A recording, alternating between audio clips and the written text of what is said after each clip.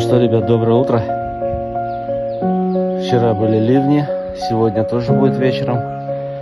Но мы нашли время и будем подниматься на гору. Всем хорошего просмотра. Уже начинает все зеленеть. Вот, смотрите, все оживает.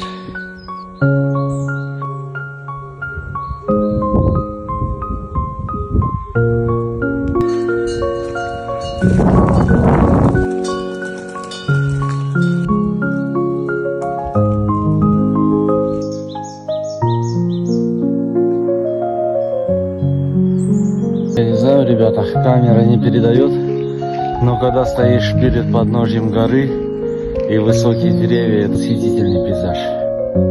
Как будто бы стоишь перед пропастью.